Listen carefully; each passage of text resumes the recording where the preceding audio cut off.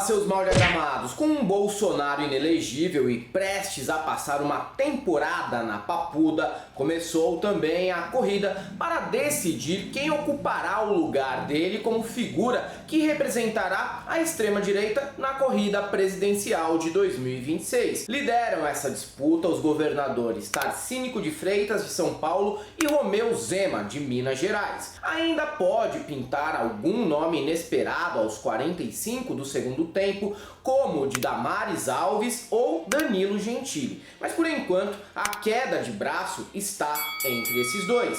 E até por isso a dupla se dedica diariamente em proferir absurdos que os façam se igualar ao Jair no quesito bravatas de tiozão, que dialogam profundamente com o imaginário do dono de padaria de bairro que jura estar no mesmo patamar financeiro do Elon Musk. Na semana passada, Tarcísio defendeu a polícia militar após a chacina do Guarujá, que gostemos ou não, tem uma aceitação enorme na realidade. Basta ir no grupo de pais da escola dos seus filhos e perguntar o que eles acharam da operação para você constatar como essa declaração pega bem entre os orgulhosos proprietários de SUV branca. Agora, Romeu Zema defendeu que estados do Sul e do Sudeste se posicionem contra o Norte e o Nordeste do país. Em entrevista ao Estadão, o governador mineiro comentou que o consórcio Sul-Sudeste, que representa os 7 estados da região, não quer apenas protagonismo econômico, mas também protagonismo político. A manchete inicial usada pelo jornal foi a seguinte: Zema anuncia frente Sul-Sudeste contra Nordeste e quer direita unida contra a esquerda.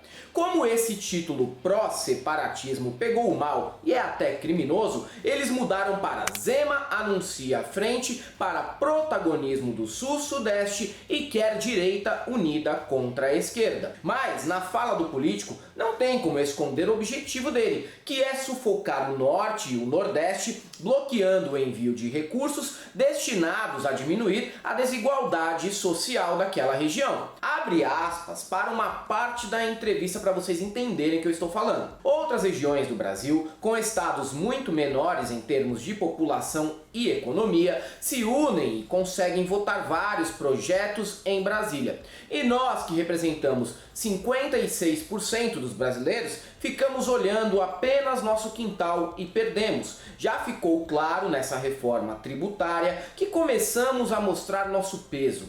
Eles queriam colocar um conselho federativo com um voto por estado. Nós fomos contra e exigimos proporcional à população. 7 estados em 27, não aprovaríamos nada. Nem vou entrar no mérito de que Zema desconhece a história, ou conhece muito bem, já que a sua intenção parece ser a de recuperar a República do Café com Leite, na qual São Paulo e Minas alternavam o comando da nação. Só que desta vez, essa política seria em torno de 7 estados, na intenção de concentrar ainda mais riqueza em uma só região do país e quebrar as pernas das demais. Há duas intenções aí. A primeira é dialogar com o imaginário da classe média brasileira. Todo mundo que mora no Sul e no Sudeste já deve ter ouvido alguém falar que a região sustenta o Brasil, carrega o país nas costas e que nordestino é tudo vagabundo que não quer trabalhar e só sabe viver de bolsa e esmola. Se você nunca ouviu isso, parabéns, é um grande privilegiado.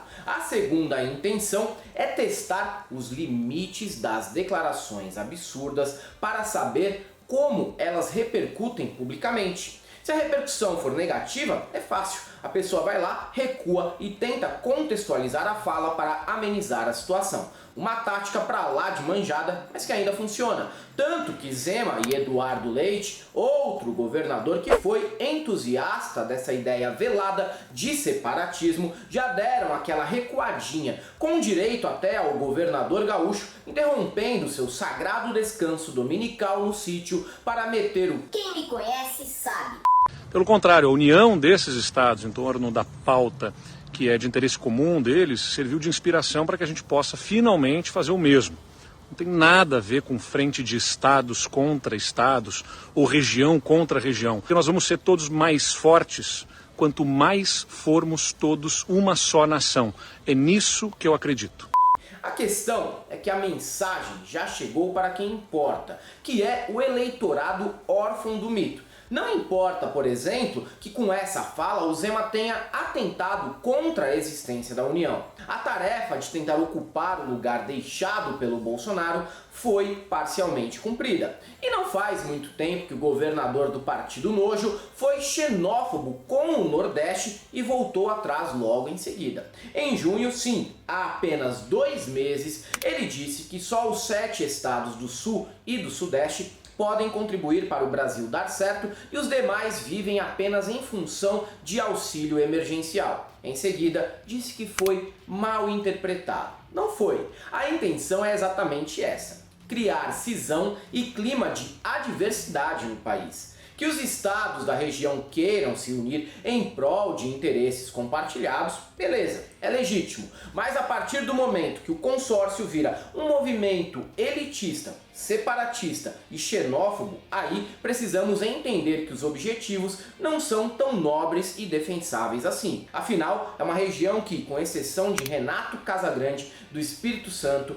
todos os governadores são a pura nata do chorume bolsonarista, com nomes como Ratinho Júnior do Paraná, Jorginho Melo de Santa Catarina, Cláudio Castro do Rio de Janeiro e, obviamente, Tarcínico de Freitas de São Paulo, Zema de Minas e Eduardo Leite do Rio Grande do Sul, que finge muito mal ser moderado. Ao se colocar como líder de um bloco xenofóbico, Zema transforma o pensamento do tiozão do Corolla em política pública.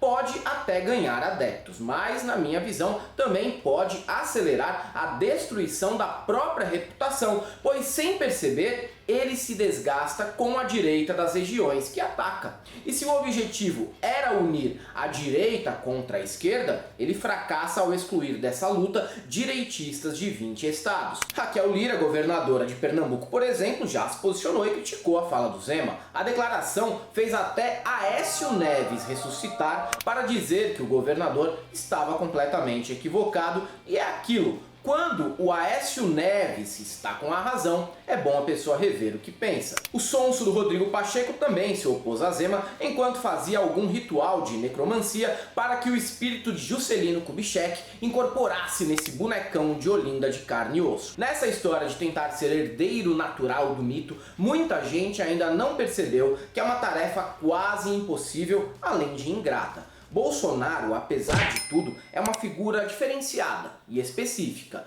Impossível que um planilheiro do exército com cara de areia mijada ou um empresário capial consigam emular com sucesso o maior representante do nacional taxismo que esse país já teve. Tudo de ruim que o Jair representa é orgânico.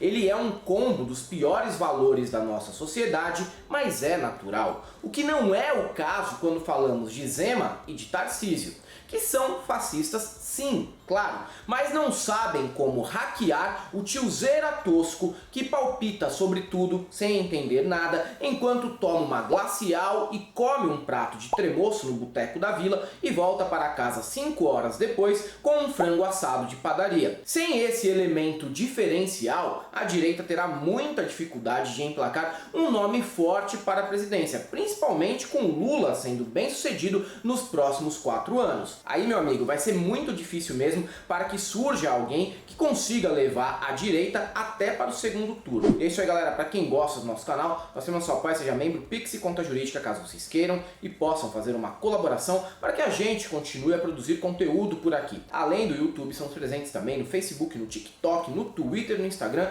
Sigam a gente por lá. Não deixem de conhecer nossas camisetas no site da El Cabriton, o nosso curso no ICL, o Instituto Conhecimento Liberta. E para todos aqueles que acham que o Zema não falou nada demais, só temos uma coisa para te dizer: não passarão.